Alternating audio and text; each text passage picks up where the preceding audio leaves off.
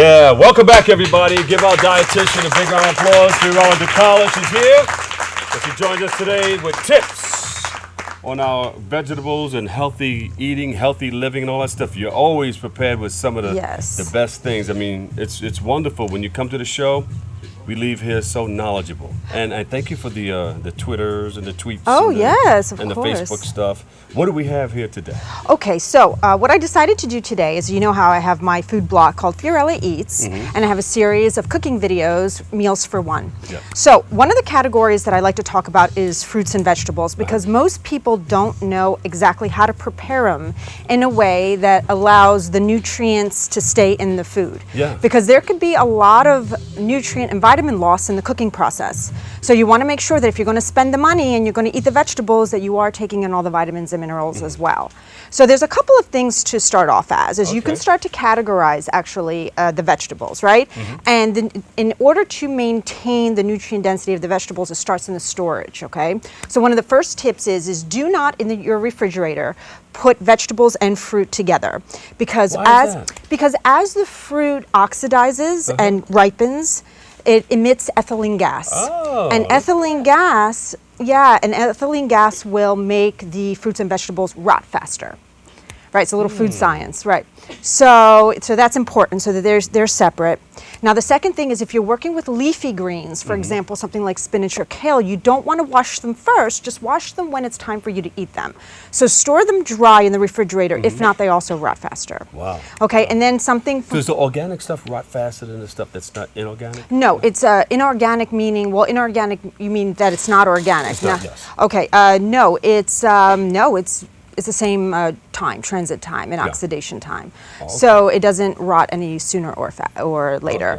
But for something like tomatoes, you're classically not supposed to put them in the refrigerator because they get mushy, so you want to keep them on the counter to ripen there if you want them ripened. So that's the storage aspect of it. So now what do you do when you have to cook them?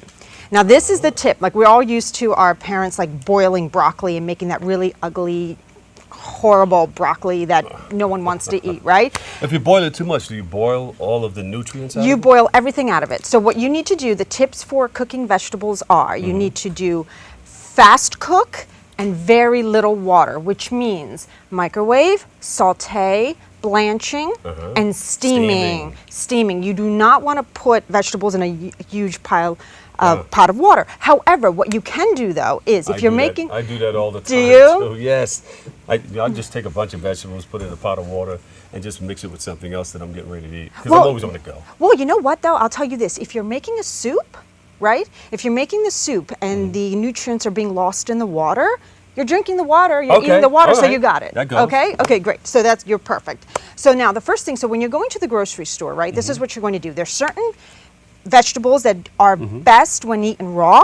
There's certain vegetables that are best when eaten when are frozen, and so forth, right? So how do you figure that out? Do you lose nutrients when you freeze them? It's an excellent question. I'm going to actually show you that you don't, depending on which vegetable it is, okay? So if you look at things like tuberous vegetables, like a potato, or like beets, or something like a carrot, they're very tough. Look how tough this guy is, right? You can't really like break it. So it can withstand the heating process much more than, say, something like a leafy green. Forget it. This thing, water and heat, it's destroyed. Destroyed. So this is what you're going to, and the same as the cruciferous, wow, that went off. So the cruciferous vegetables as well, which are the Brussels sprouts, the broccoli, and the cauliflower, are super tough. Look how tough they are, right? So they can withstand a little bit more heat, a little bit more cooking time, so you can do it. So this is the thing. So when you go to the grocery store, get your leafy greens, the spinach and the kale, eat them raw. Okay, because once you cook these babies, the water's out, they can't stand the heat, get out of the kitchen, right? These are washed already. Yes, exactly. And so you want to... You washed them yourself. I did. Oh. I did. There you go. So he trusts me. He trusts me. So this is, you want to have those raw. Now these babies you can do raw, And in steam bags. This is like the best invention in the world, guys. Like seriously, these steam bags now in grocery stores, all you do is you put this 2 minutes in the microwave. They are frozen at their peak of their vitamin nutrient densities, okay? And then they're cooked very quickly, like a minute and a half. The microwave won't kill the nutrients? Nope, no, because it's a fast cook, low water. That's what we're looking for, right? How about the plastic from the bag? Let's not talk about the plastic from the bag. That's another genre. I'm crazy about stuff like that. Yeah, but it works. It works because it keeps the you open it up and they're nice and bright and green, so they didn't lose nutrients. So, but that goes only for the Brussels sprouts, the broccoli, the cauliflower, not the leafy greens. Not the leafy leafy greens, greens. wrong. Now, what do you eat in a can? I hate cans. We're not at war anymore. We don't need to have cans. No, we don't need it. With fresh food. Has a lot of preservatives in it, right? Well, this is the thing. There's a couple of rules I have about cans. Don't buy any of your vegetable and fruit in cans because at that point, all the nutrients are depleted, except for a couple of things. Just a couple of them. Beans. Beans you can buy in cans and they're perfect. The other thing, corn you can buy in cans, perfect. And the other thing is, even though my mother will kill me because she's Italian and we make our own sauce, you can get this tomatoes in a can. Hey, Fiorello, hey, what are you doing? Hey! That happens. That happens all the time in my house. But this is the thing. This is not tomato sauce.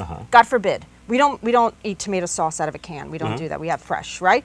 But this is just cut up tomatoes. This is just diced tomatoes that you can make a sauce from. Okay? Now, one more thing I have to tell you. This is the genius, speaking of Italian people, the genius of the Italian, you know I was going to bring that up, right? So this is it. A tomato is a very interesting, it's actually a fruit, but we call it a vegetable. But it's a very interesting guy. So what it has is chock full of vitamin C, beta, all these things, vitamins, right? Lycopene. Well, hold on with the lycopene. Good for the prostate. You cannot, if you eat a raw tomato, you will not absorb the lycopene. I'll tell you why. Why? Lycopene needs heat in order for it to be activated. So what's a heated tomato? Sauce, right? Okay, so you put sauce. I was going to say something else, but she's right. Sauce. Sauce. So the genius is, if you eat it raw, the lycopene doesn't come out of it, right? You heat it up, you make a sauce, all of a sudden now this tomato has even more vitamins in it just because it's a sauce. Then you add a little bit of olive oil in it, right? You add a little bit of olive oil and it allows you to absorb. Yes, it absorbs the fat, allows you to absorb the fat-soluble vitamins in the tomato sauce, which makes it even more absorbable in your body. And then on top of it, we got all right, here we go. Garlic. Garlic. Right? Oh, garlic. Kick it up a notch with some garlic. garlic. The only way, in order, there's a component in garlic called allicin, and this is very antimicrobial, and it also has been shown in studies to help cancer and so forth, cancer cells in the body. Yeah. So, but if you that's an antibiotic also. Yes, absolutely. And so what you do with this guy, right, you need to do something to it in order to activate the allicin in it. You can't just throw it in. You don't want to just throw it into the pot. What you need to do is you need to cut it or crush it, right, because by emitting the juices like this, there you go. Now you got the allicin is activated. You have to cut it up. Yeah, I know. Right? It smells good. Yeah. Nice meal with some garlic in it. Ah. So can you imagine? Just can't kiss afterwards. Yeah, well, yeah, that is true. That is true. I mean, it depends. If you both have it. Yes. So that's the thing. So that's the magic of the tomato sauce, right? So you're activating all of these nutrients and vitamins just by cooking it, right? So at the end, there are vegetables that are best cooked. Which one? Which ones? The tomato sauce, right? The tomatoes. And then, of course, there's the cruciferous vegetables, right? The cruciferous broccoli, cauliflower, and Brussels sprouts. And then you have your spinach raw. Do you have a favorite recipe using some of the items that we have here? Items I have here, well, you can always be doing a beautiful salad. You know me, I love making pesto. I make pestos with various different, sometimes instead of the basil, I'll use arugula instead, and different types of nuts. Instead of the pine nuts, I'll use hazelnuts or pecans even to make the pesto, just to like jazz it up a little bit. So the after party's at your house, you're going to cook up something? Yes, always. Got the big pots and everything? Huge. All right. Give her a big round of applause, everybody. Fiorella DeCarlo, RDCDN. Yes. Registered dietitian and all that stuff. Where can we find you? FiorellaEats.com. There you go. All right. We'll take a break right here. We'll come back with a whole lot more next. Don't go away.